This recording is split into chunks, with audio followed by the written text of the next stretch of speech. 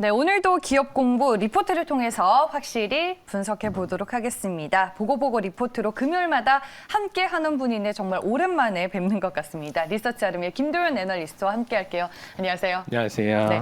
그래서 오늘 리뷰할 게 좀 많은 것 같아요. 맞습니다. 먼저 YG1부터 리뷰를 시작해 볼까요? 네, 당시 투자 포인트나 기업 내용 짧게 좀 리뷰를 드리자면요. 세계 글로벌 이 제조업 경기 회복의 필수 파트너다 이렇게 좀 말씀을 드렸던 기업이고요. 절삭 공고 업체이고요. 공작기계 소모품 주로 판매를 하고 있습니다. 한 75개국에 200개 고객사에 좀 판매를 하고 있고요. 올해 경영환경 정상화로 3분기까지 누적 영업이익 한 333억 원 정도가 나오면서 저평가 구간에서 저희가 좀 바라본 그런 기업입니다. 이게 동사 주요 제품 중 하나의 밀링용 공구의 수출 데이터 잠정치가 좀 나와서 확인을 하고 왔는데요.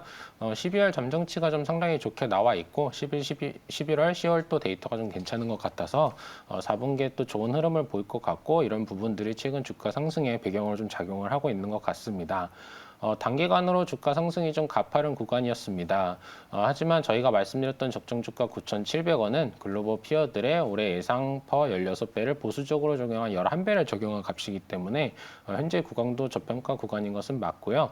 그런 측면에서 저희는 적정 주가 9,700원까지 좀 더 보자는 입장이지만 이런 것들은 이제 현재 보유를 하고 있으신 시청자분들께서 계실까봐 저희가 리뷰를 드리는 것이지 네. 신규로 지금 시점에서 또 매수를 적극적으로 하자 이렇게 말씀드린 것은 아니고요. 당연하죠. 예, 저희가 항상 말씀드리다시피 항상 이렇게 오르는 기업도 주가가 빠질 때 접근하는 것이 단기적인 가격 변동에 대응할 수 있는 가장 좋은 방법이다. 이렇게 좀 정리를 해보면 좋을 것 같습니다. 네, 알겠습니다. 12월 3일에 소개해 주셨던 YG1 최근에 주가 상승 흐름 좋은데 일단 기존에 들고 계신 분들 더 홀딩하자라고 리뷰를 해 주셨습니다.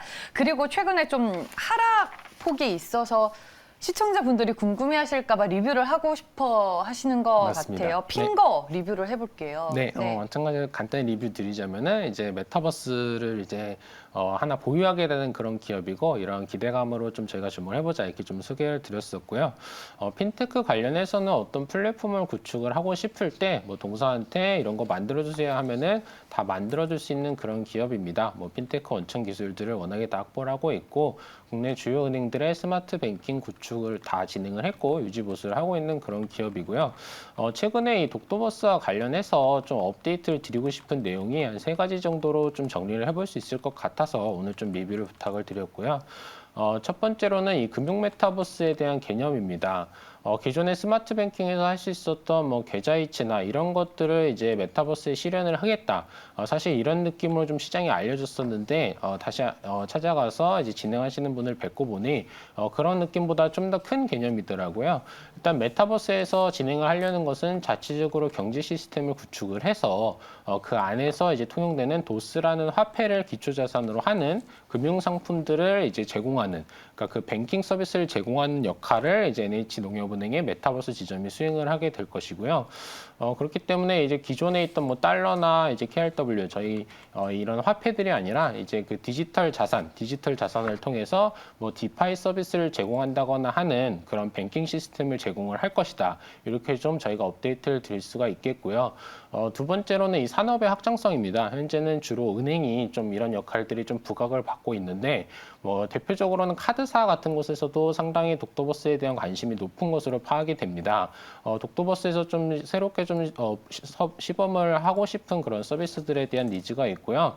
더 나아가서 3월 달에 이제 전체 독도버스가 오픈을 하는 것이 아닙니다. 일부 특정 구역이 좀 오픈을 하는데 중요한 것은 향후에 나머지 지역들에서 뭐 이제 예를 들면 카지노라거나 뭐 프랜차이즈 업체들 이런 업체들이 또 입점을 해서 사실 그 메타버스 내에서 경제 시스템을 구축을 하고 그것에 기반이 되는 뱅킹 시스템이 있기 때문에 그 안에서 새로운 어떤 경제 시스템들을 창출해 나갈 것으로 현재 준비를 하고 있는 그런 상황입니다. 마지막으로는 이 메가버스라는 개념인데요. 사실 이 독도버스뿐만이 아니라 앞으로 핑거에서는 마이크레딧 체인과 제2, 제3의 독도버스 이 플랫폼을 구축을 현재 계획 중에 있습니다. 나중에 이런 이 메타버스들을 월렛이라는 개념을 통해서 모두 연결하는 이 메가버스 개념으로 좀 진행이 될 것 같은데요. 그렇기 때문에 이런 플랫폼 역할을 앞으로 충분히 해나갈 수 있을 것으로 보여지고 이렇게 좀 업데이트된 내용들은 오늘 좀 업데이트 드리면 좋을 것 같습니다. 네, 알겠습니다. 종목 2개 리뷰 저희가 빠르게 도와드렸고요. 이제 보고 리포트 오늘의 종목 만나보겠습니다. 리포트 함께 보시죠.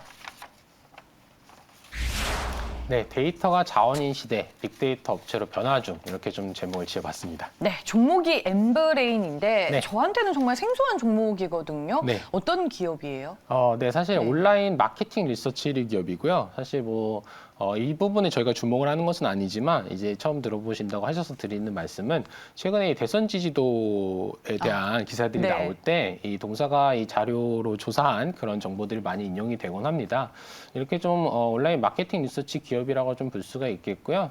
조금 생소할 수 있으신 거는 2020년도 7월에 상장을 했기 때문이고 이 마케팅 리서치라고 하면은 이제 고객군들이 있습니다. 뭐 다양한 고객군들이 있는데 그런 고객군들이 이제 필요로 하는 그런 이제 시장의 어떤 데이터, 그러니까 소비자들로부터 필요한 데이터를 동사가 이제 설문지나 이런 것들로 자료를 얻어가지고 그런 고객사들한테 제공하는 역할을 하고 있다. 이렇게 봐주시면 되겠고요.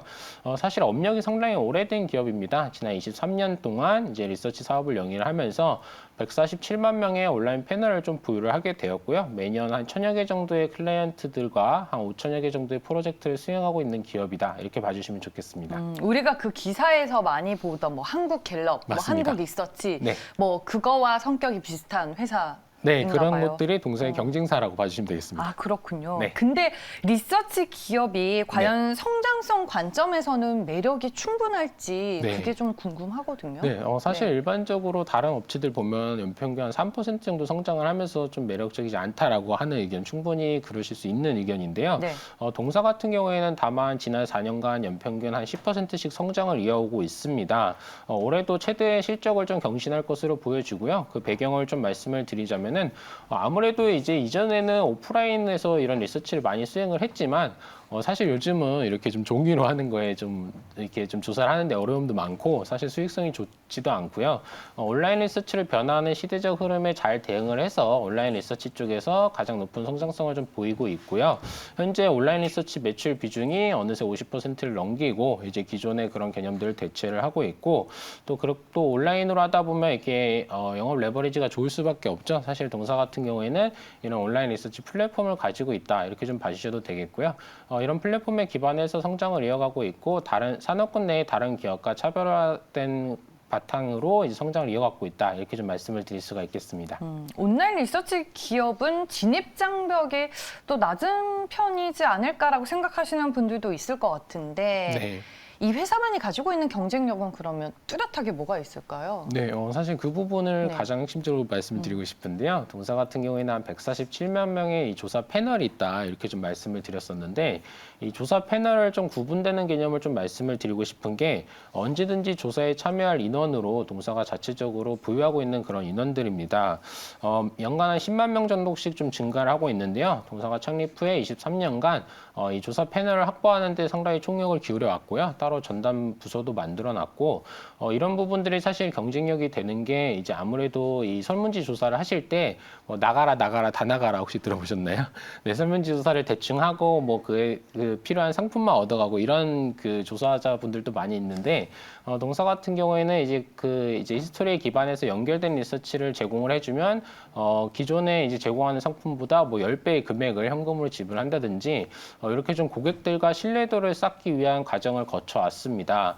그렇기 때문에 이제 실제로 그 의미가 있는 데이터, 그 신뢰도가 높은 데이터를 만들어낼 수 있기 때문에 고객분들로부터 상당히 좋은 평가를 받고 있다 이렇게 좀 볼 수가 있겠고요. 또 경쟁사들 같은 경우에는 카드사나 이런 것들로부터 이제 고객분들을 좀 어떻게 보면 빌려와서 리서치를 수행을 하는데 그렇다 보니까 이익률이 좀 좋지가 않습니다.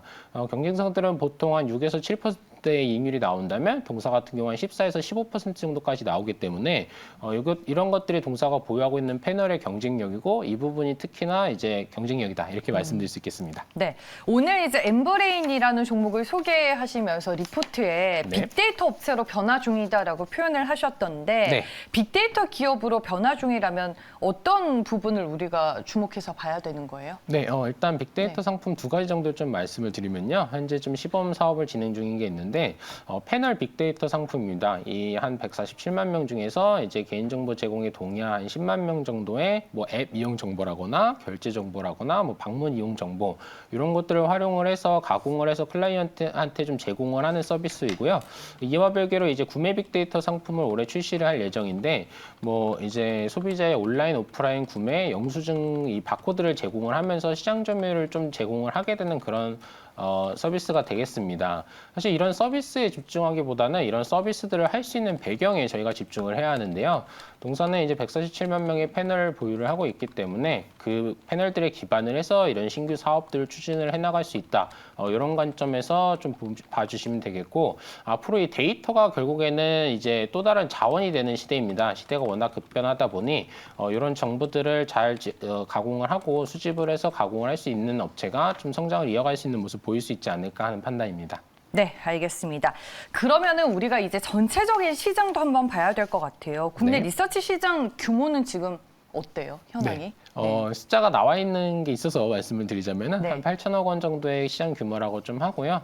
경쟁한 440여 개 정도 기업들이 하고 있는데 말씀드렸다시피 이익률이 이렇게 두 자릿수 중반대까지 올라와 있고 자체적인 패널들을 확보를 하고 있고 그 패널들에 기반해서 신규 빅데이터 사업으로까지 사업을 이어갈 수 있는 기업들은 그 중에서도 정말 소수에 불과하고 그 중에 하나가 동사다 이렇게 좀 정리를 할 수 있겠습니다. 네, 오늘 이제 얘기를 들어보니까 기존의 온라인 마케팅이나 온라인 리서치를 통해서 좀 안정적으로 현금을 창출하고 있는 가운데 말씀해 주셨다시피 빅데이터로 성장 동력이 더해지는 느낌이 좀 들었어요. 네. 이런 것들을 이제 우리가 종합해서 투자 전략은 어떻게 보면 좋을까요? 네, 일단 숫자, 실적과 이제 EPS 퍼로 네. 말씀드릴 수 있는 적정 주가는 12,000원으로 저희가 좀 제시를 해드릴 수가 있겠습니다.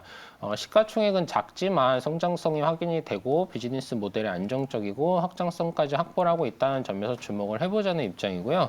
다만 우려스러운 것은 시가총액이 좀 매우 작습니다. 그렇기 때문에 자그마한 거래량에도 가격 변동성이 크게 확대가 되기 때문에 사실 조금 우려가 되는 부분이 있어서 마찬가지로 천천히 좀 접근을 해주시면 좋을 것 같습니다.